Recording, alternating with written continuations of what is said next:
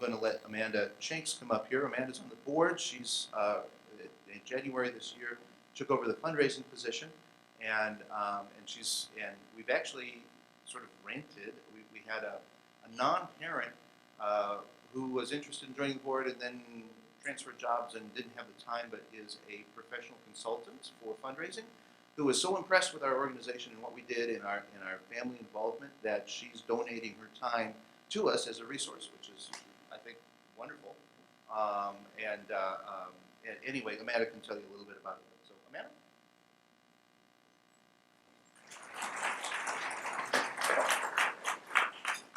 Thank you guys so much. I'm really excited to share with you just a little bit about fundraising from the last year and a half, and also kind of talk with you all about where we're going and where we're moving forward and how you can all be involved and how you can help. So, first off, I just wanted to kind of give you a little rundown of the foundation. Most of you may know this, but if not, we are, as of right now, 100% privately funded, which means all of our donations come from individuals. Some corporations do make donations, but usually as a match or in some kind of close relation to someone who's affiliated with us. So to kind of put some things into perspective for you guys, this is, actually those dates are a little bit off. The 2017 date is the 2018. The total donations the whole year were $137,000, give or take. And then so far this year, we've raised about $83,000. Those donations in large part come from our Chicago PURA Perfect Night event. They pretty much represent about, right now, a third of all of our total donations and money that's coming through. Is anybody here today who has either been to Chicago PURA Perfect Night or helped with it in any way? Would you guys just stand really quickly for me?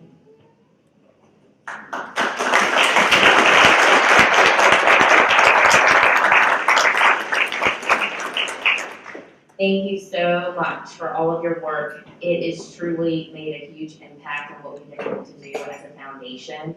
I encourage all of you to find those individuals during the next break and please express your thanks to them. We also, as you will hear in a second, need lots of help with that event to keep it ongoing. And so I really hope that you'll take time to reach out to those families and just really express your thanks to them. They've made a huge impact in the work that we've been able to accomplish in the last couple of years. And we also have a big end-of-year giving campaign, which has been very successful the last several years, and we hope that this year's end-of-year giving campaign will be the same. This year, we did something a little bit different with World Rare Disease Day, where I encouraged many of you to start your own what's called peer-to-peer campaign. It's just a personal campaign where you can post on Facebook, you can send out letters to friends and families, and kind of solicit your own personal donations. And that ended up being quite successful as well, raising about $18,000 this year, the first time that we've done that. And then we also have general peer-to-peer campaigns as well as just one-off individual donations that come in all throughout the year. There are a couple of ways that I'm really looking for people to help moving forward. We've now been going for several years, and we're getting a sense of what works, and we're getting a sense of the direction that we want to go and where we want to focus our energy in fundraising. And there are several areas where literally each of you can help in either a very small or very big way, depending on how much you would like to. One of those is that you can start a personal fundraiser or volunteer in the person of the month.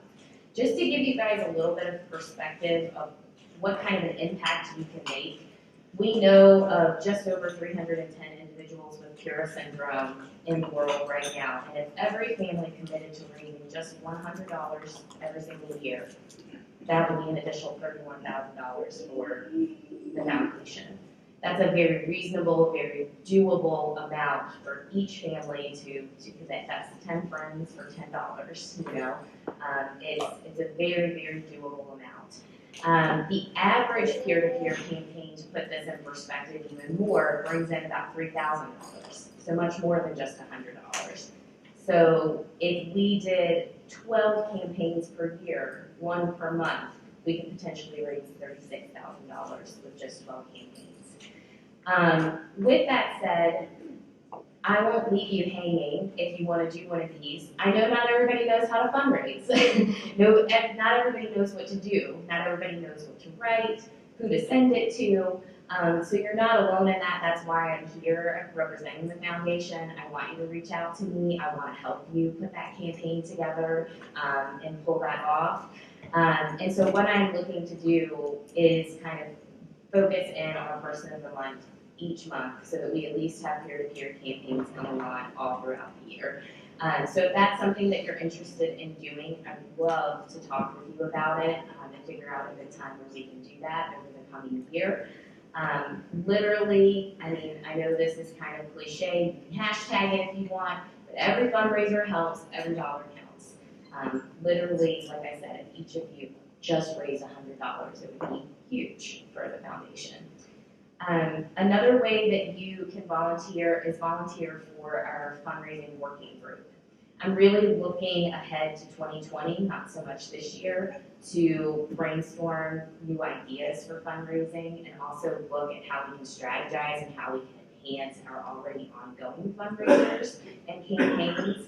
I'm also looking for people who want to take on just one-off tasks in this working group, whether that's writing and drafting campaign materials or branding and marketing. And then we also need some assistance making the ask. So if that's your thing, we would love to have help. It's not as hard as it seems. The people who are supporting our organization are mostly intimately involved. They're friends and family. They want to support you. They want to support us. And so the ask is actually usually very easy. Most of the time I found people overwhelmingly want to support what we do here. So the last thing is, and not least, is that you can assist with Chicago's PURA Perfect Night. It is our largest fundraiser to date. Those families have put in an overwhelming amount of work into that event. And there are so many ways that you can be involved without even ever having to step foot in Chicago. We need help reaching out to silent auction donors. We need help writing thank yous as we get auction items in, as we get donations in. We need help with communications. There's so many different ways that you can be involved with that event. And like I said, it can be in the smallest of ways, even writing just a couple of thank you notes to a much larger role with that event. We have set a date as well for next year's Chicago PURA Perfect Night. It is not going to be in the spring this coming year for a number of reasons. We are going to hold it in September, and it will be Friday, September 11th of 2020. So go ahead and start marking your calendars. We're going to be putting that date out as well on our website and social media soon. And so we will be looking ahead to really plan and strategize for that event as well. And that's pretty much it. You can call me.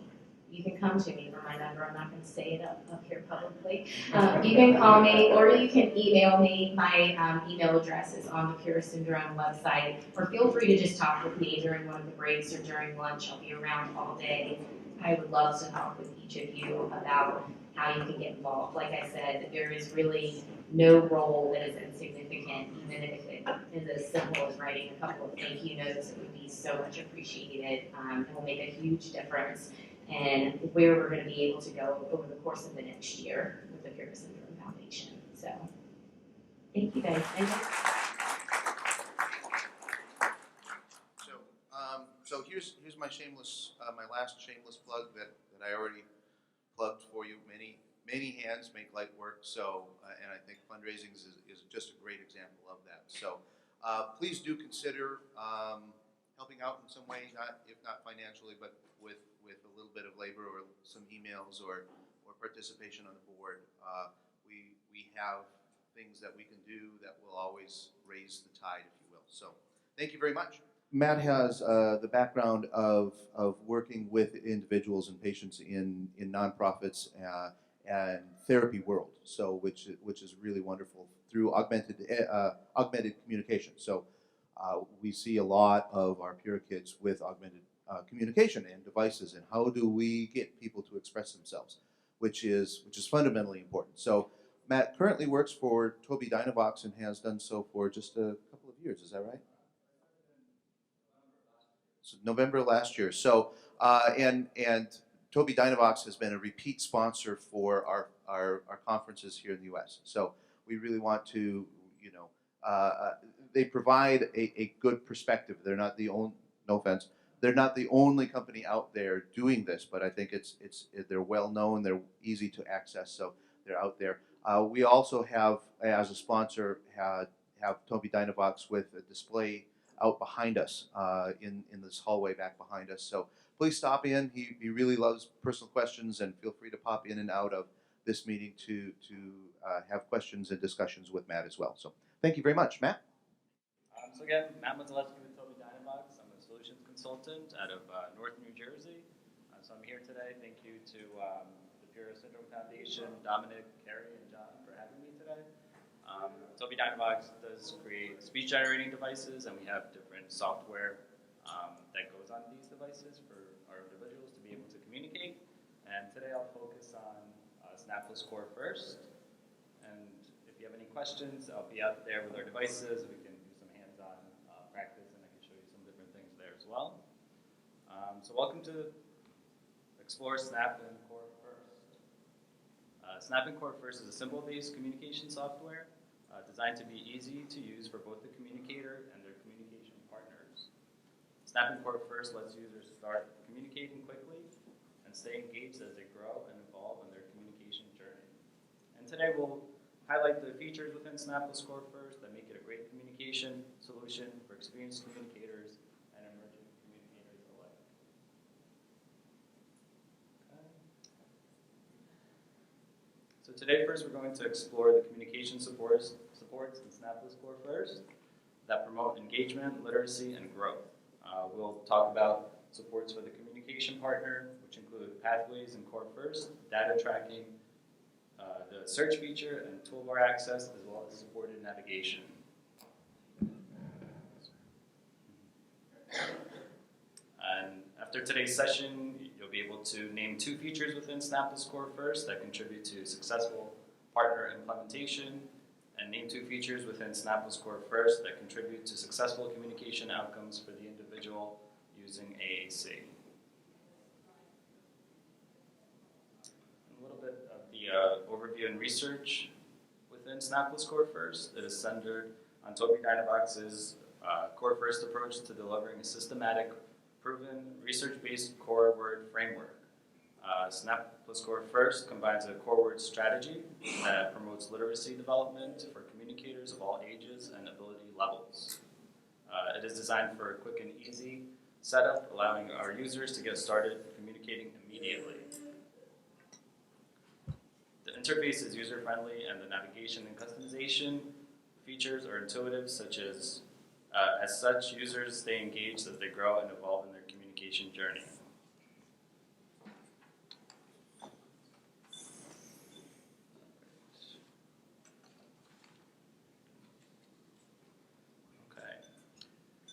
So Snapless Core First is evidence-based and was built on 3 pillars: engagement, literacy, and growth. Snapless Core First supports engagement and provides the communicator with core words, which are the words that we use on the majority of the time.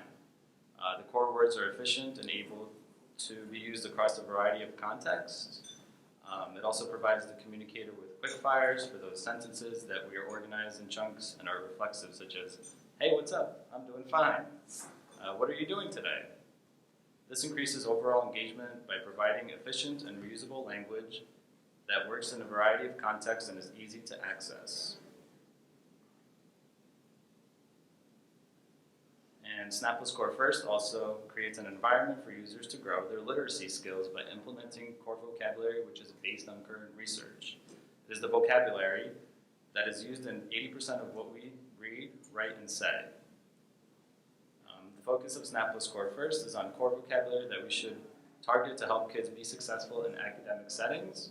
Snap Score First provides additional tools to develop higher language and literacy skills. If you want more information, I suggest you check out projectcore.com. It should be up there as well. And finally, growth was another key factor in the development of Snap Score First. Based on current research, Snap Score First provides two key ways to grow an AAC system, location-based or size-based. We'll go into this a little bit more as we look at the software. When using a size-based growth strategy, you select a small grid size, as small as a 1x1, and increase in size up to 8x10 to expose content as the user grows in proficiency. When using a location-based growth strategy, you select a large grid size and hide unknown vocabulary, revealing content as the user grows in proficiency.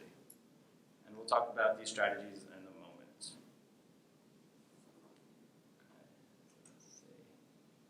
Let's talk about communication supports in Snap Score First. Snap Score First has an abundance of communication tools that lead to improved communication outcomes.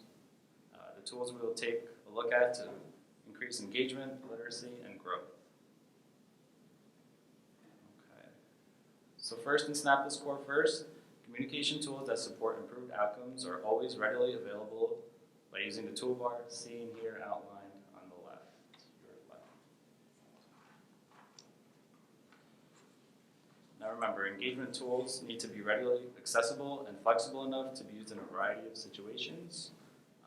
Let's take a look at communication tools that support engagement.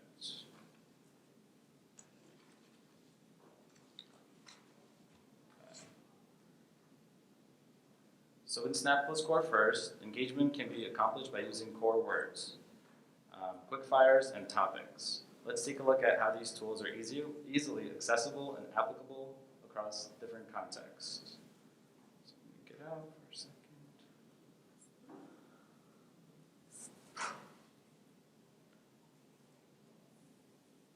Okay. So let's start with core words. Core vocabulary is a tool that supports engagement because it is the vocabulary that makes up 80% of what everyone says. So teaching this early on helps us engage with the rest of the world. Core vocabulary can be used in isolation for an early communicator. Take the word go, for example. The word can be reused in several contexts. Go for more bubbles, go and look at the door to tell someone to go away, go to indicate a turn in a play routine, or go to mean go see more animals at the zoo, and so on. Additionally, from this core words page, we can again ask questions. Who is it? And comment, I like you, and request, I like, or I want more. Okay?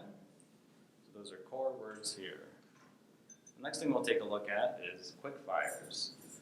So quick fires are short words and phrases or sentences that are meant to act as conversation starters, filters, and turn-taking messages to be used no matter what the context of the conversation. So you can say things such as yes, no. These messages don't go up into the message bar, so they are things that you would say within a conversation to quickly be able to communicate that. Let me see if there's sound.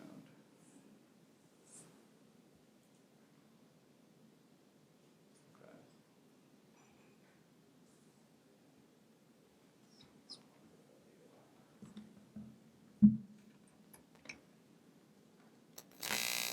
Let's try that again.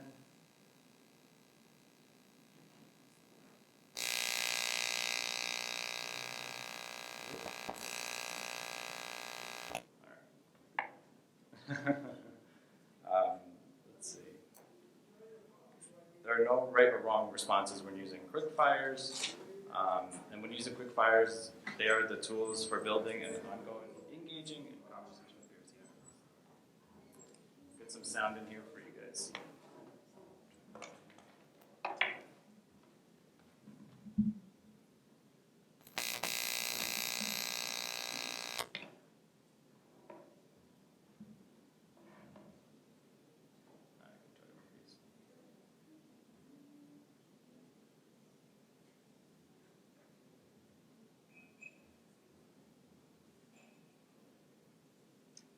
I'll just speak the words as I'm pressing the buttons.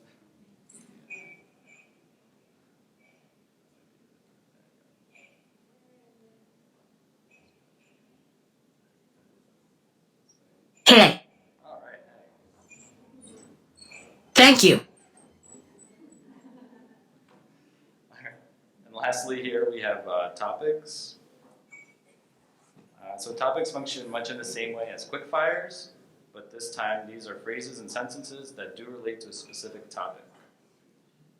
And we have topics here. You'll see that Snap the Score First offers a variety of pre-made topics, including topics appropriate for a variety of age ranges. So I'll scroll a little bit through here to show you the different types of topics that we have. Within each topic, you will see some of the same features as in the quickfires, such as targeting a variety of communication functions. So we're going to take a look at music. Each topic is organized the same. Question will always be outlined in blue at the top. Comments and requests related to the topic will always be outlined in orange in the middle. And positive comments and feelings are outlined in green. And negative comments and feelings are outlined in red.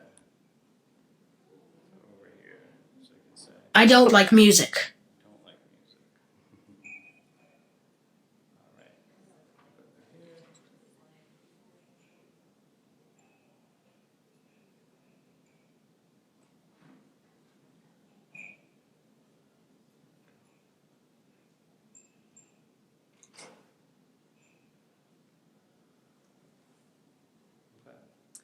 And another way to improve communication outcomes is by providing access to literacy supports early on. This can help an individual to improve language and academic performance, increase job opportunities, and engage with peers through long-distance communication such as social media and email. In Snap the Score First, this can be achieved with core words and through access to keyboards no matter the communication ability level. So let's review how core vocabulary and keyboard tools can be used to boost literacy skills.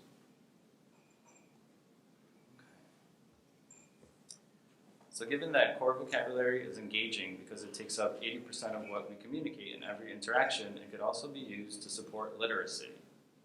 A user who is being exposed to core vocabulary to support their communication should be familiar with core vocabulary concepts when the core words are introduced in reading and writing. Having this exposure to the core words for communication strengthens comprehension for reading and writing. And for further focus on core vocabulary use in reading, you can pair Snap the Score First with resources from our Core First Learning curriculum, like our free Core First Learning books. I'll show you what they look like. So anyone can create a My TobiiDynavox account, and this is where you would have access to the Core First Learning activities. Curriculum. Take a look here. So again, this is, let's see.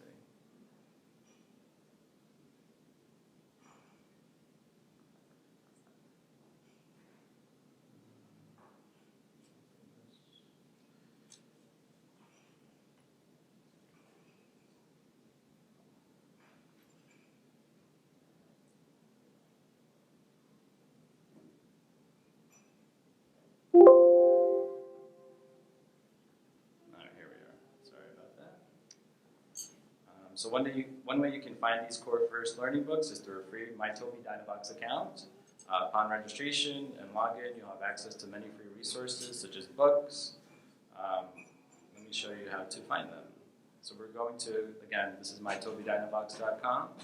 You can log in here. Log in.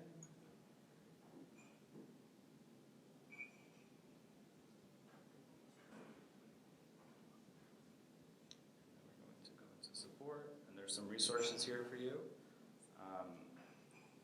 And then getting started with Core First. So if you're new to Snap the Score First, this is where you would get some of these activities and lessons. I usually like to share this information with teachers or anyone that's working with the child to be able to incorporate the communication software with language and literacy development. So these resources are great for a wide variety of ages of individuals working toward literacy. Of the 3 books available for each core word, one is focused for a younger child, one is focused for an adolescent or young adult, and at least one contains real photos instead of illustrated images. Let's take a look at what that looks like.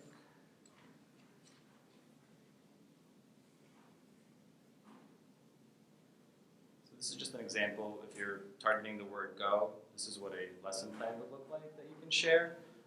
And it tells you step-by-step different tasks that you can do each day with the student as you're teaching them the vocabulary and working on the literacy lessons. So there's tasks, how to introduce the word, and then how to use some pictures to pair it with that, and then be able to incorporate the device as well.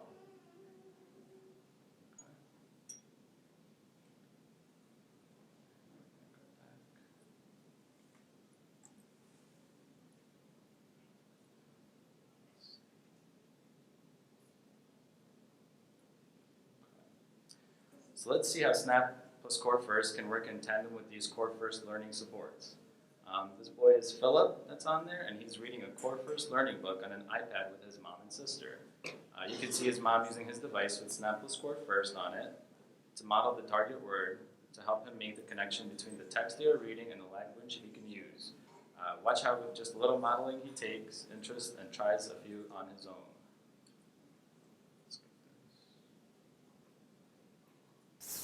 Hey guys, we're gonna read a story called I Have Feelings. Do you have feelings? You don't? You're silly. I have feelings. I don't. You're silly. Let's read about the feelings. It says, I smile when I'm happy. Philip, do you want to touch I?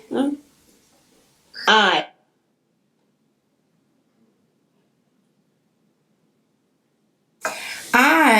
I frown when I'm sad.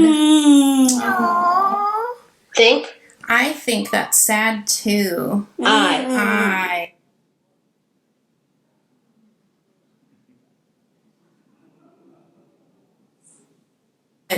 This one says, I laugh when I'm silly. I. Next one.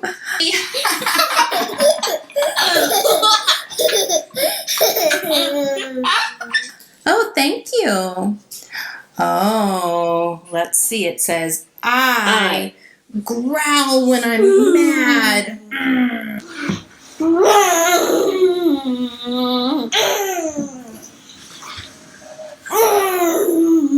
I. Like your family. I. have many feelings. I have many feelings. I do. Do you? You. Yes. Look at the next one. I. Good job, Philip. And Caroline, thank you for helping.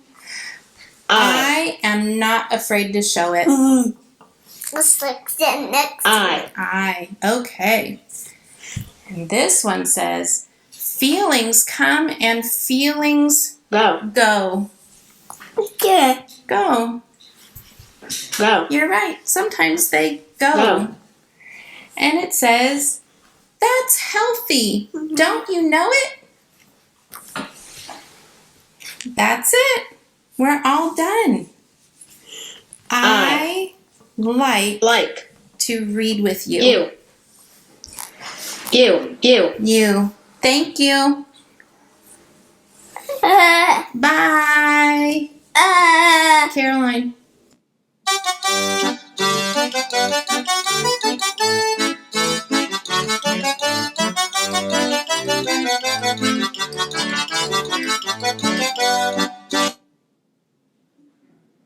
can see Philip and Caroline are quite the actors. But what you were watching was the mom using a tablet to show some of the core activities and then incorporating the speech generating device to help them participate and learn about the vocabulary. Okay, so aside from core vocabulary and core first learning supports, we also want to work on expanding literacy beyond the early or emergent literacy stages. Snap plus Core First has a variety of keyboards available at a variety of ability levels. With these, we can work to integrate exploration of letters and how they go together when we type with them. Additionally, we know literacy helps individuals build and maintain social connections using long-distance tools and social media via writing.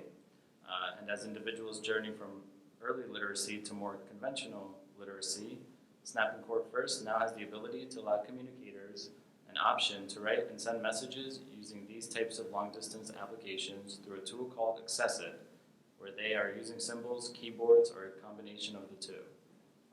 And what that allows is for the device to be used almost as a remote to access a computer. So there's a module that gets plugged into the Windows-based PC, and then you're able to launch some of these programs and be able to control that using the device. Compatibility with Accessit allows for a connection to the wider world using their device with Snap plus Core First and a USB dongle called Accessit plugged into a second computer. Messages can be composed using any of the communication tools in Snap plus Core First.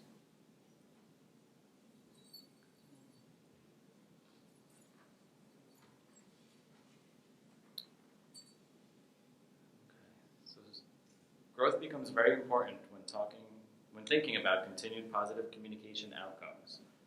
And AAC support should provide growth and opportunities as an individual increases in language, communication, and literacy skills. Snap plus Core First supports growth by increasing an individual's language and communication skills without the need to change their AAC system.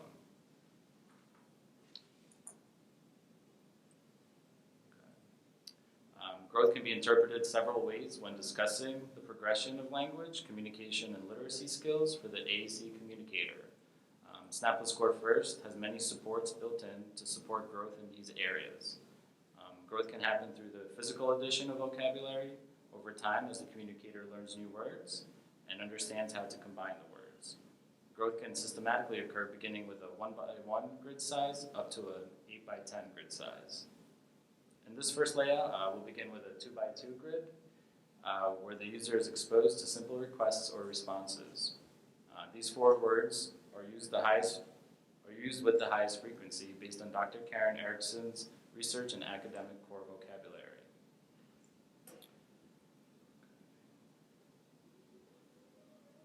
And then as the user's vocabulary grows, we can increase the grid size to 3x3.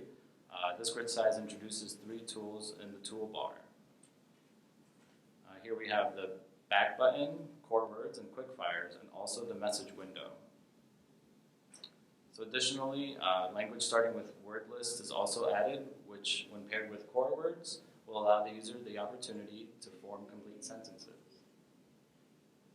And then as the user has grown in proficiency, we can increase the grid size to 5x5. Here we see the addition of pronouns and little words. Also, 2 more tools become available in the toolbar. We have topics and keyboard. The addition of words at each growth point is based on Dr. Karen Erickson's research. This method of growth maximizes motor learning to support language as the physical location of the vocabulary learned will not change as you reveal new vocabulary. As grid size is increased, new vocabulary is added around the outside of the grid to maintain relative position of vocabulary already learned. So it's nice as you're growing the system and changing the grid size, things don't get moved around so you're not reteaching that motor pattern or reteaching locations of different cells. It's just growing off of what's already there.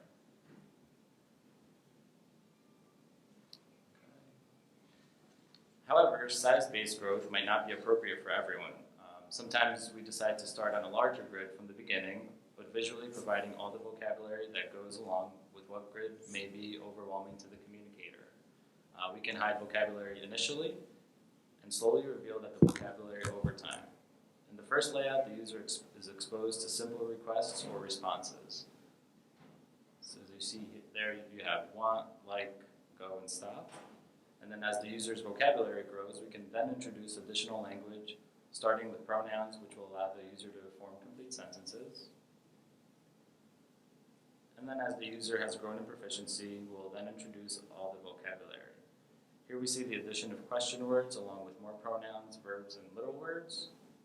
This method of growth maximizes motor learning to support language as the physical location of the vocabulary learned will will not change as you reveal new vocabulary. And then as with size-based growth, the addition of words of each growth point is based on Dr. Karen Erickson's research.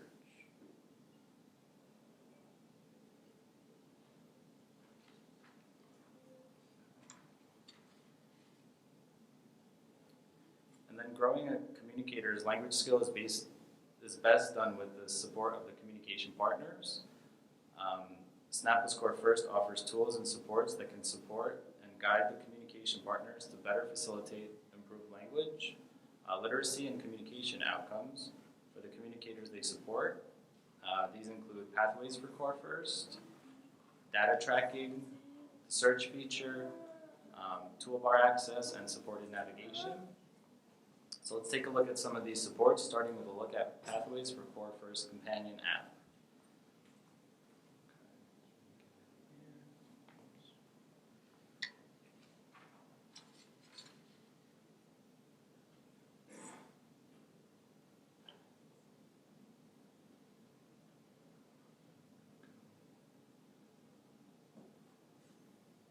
So Pathways for Core First.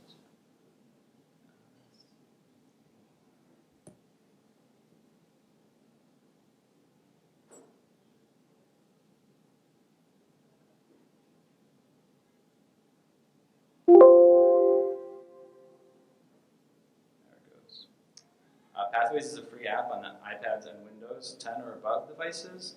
You can find them in the respective app stores by searching Pathways for Core First. So I'll just show you some of the sections within Pathways for Core First. The first one we'll take a look at is under Building Skills.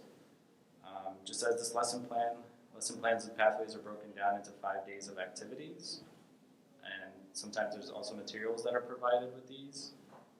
There are visuals to show where the target language is in Snapless Core First so the communication partner can model as they're facilitating learning of the target skill. So these are some of the activities and skill building activities that are on here.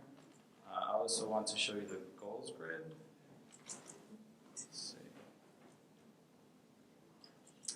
The goals grid provides goal suggestions for all levels of communicators from emergent to independent. It also accounts for goals in the four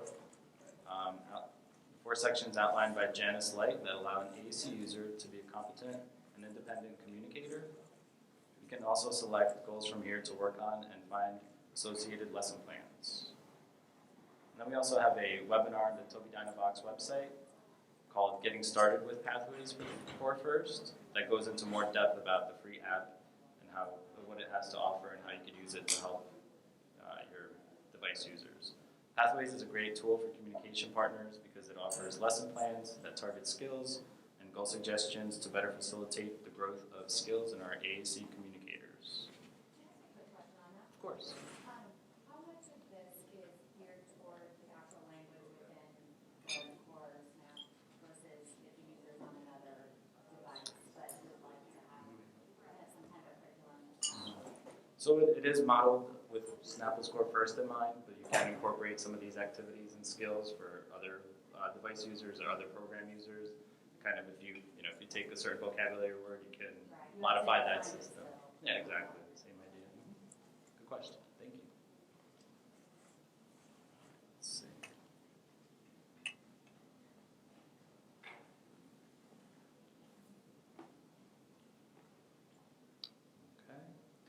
The next tool for communication partner support that I'd like to call out is data tracking and modeling. When the track button usage is enabled, Snapless Core First will collect information about how many times a user selects a particular button. This data can be visualized as button usage counts within Snapless Core First. In this image, we can see that each button now has 2 hit counters. So you see how they're labeled here. It'll give you a visual of how many times the button was accessed. The top counter shows how many times the user has selected that button, and the bottom counter shows how many times the communication partner has modeled use of that button. In this example with the word I, we can see that the communicator has used this button 4 times and the communication partner has never modeled use of that button. As we discussed location and size-based growth previously, this data can help inform which content should or should not be exposed next for the user to practice. And the next tool for communication partner support that I'd like to show you is the search feature within Snap Score First. The search feature can help a communication partner who is less familiar with AAC or Snap Score First. As you're engaging with the communicator and want to model some new vocabulary, but you aren't sure where to find that vocabulary, you can use the search feature.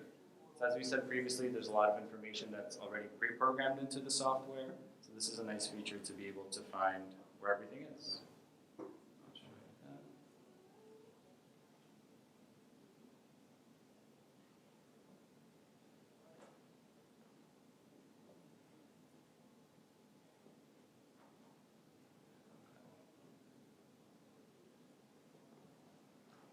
So here's that magnifying glass where you would type in what you want to search for. So let's say you're playing with cars and you want to model vocabulary for where the car is stopped. It would be park. If we type park in our search window, we see lots of options for the word or topic.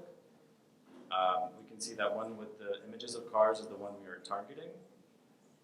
If we select that, we will see that Snap Score First guides us to navigate to that word. This is also a nice tool if you're working on navigation with the student or your child to help them be able to find some of the vocabulary.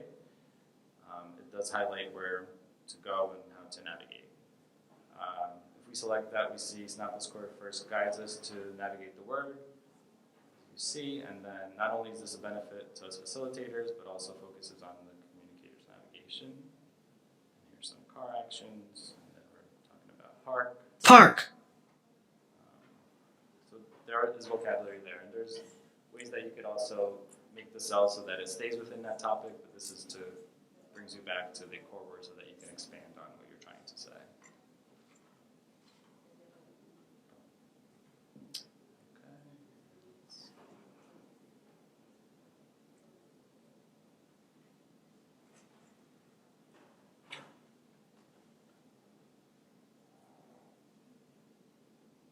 Okay, so toolbar access. So we have discussed how the toolbar, outlined here in red, contains communication tools to support the communicator using Snap Score First, but is also a great resource for the communication partner facilitating the communication. The great thing about Snap Score First is that no matter how deeply you navigate into the software, the toolbar always remains the same and in the same location, so you can easily return or locate a communication tool.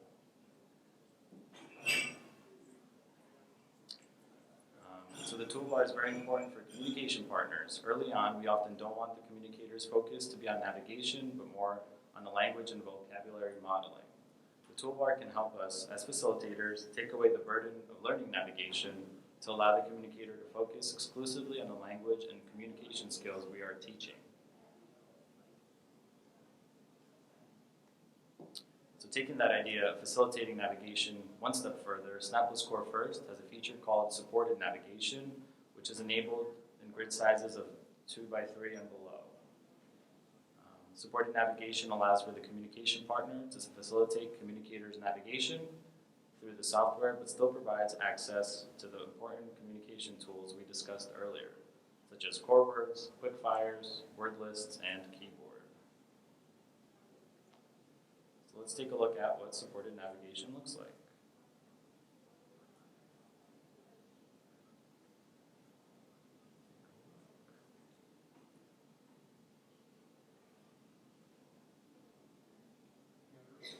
So as we said, changing the grid size.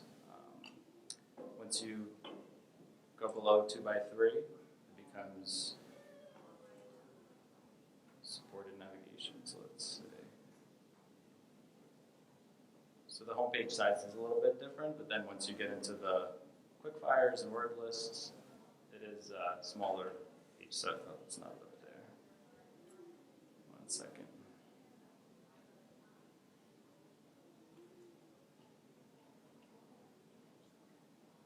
Let me get back here. So, like I said, changing the page size or the grid size. When you have it set to 5 by 5, there's more information on the screen, as you can see here. And then once you go below, changing the grid size,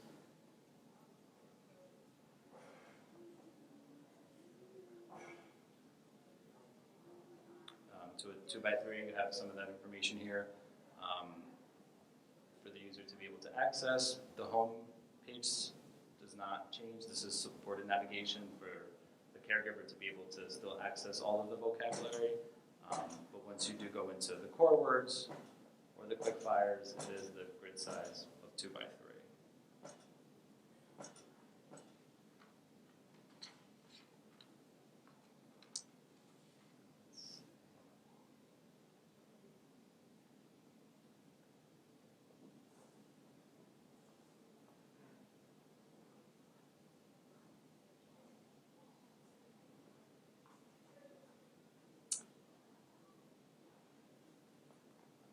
So as you can see, Snap and Core First has many great supports built in that support the improved skills of the communicator in areas such as engagement, literacy, and growth, but also supports the facilitator to be the best communication partner they can be with tools and supports such as Pathways for Core First that we took a look at today, the data tracking, the search feature, Toolbar Access, and supported navigation. So thank you for listening. I do have all the devices out there with the software. I think hands-on and just trying different things is where you'll get the most information and be able to learn a lot more. And if you have any questions, I'll be right outside. Thank you.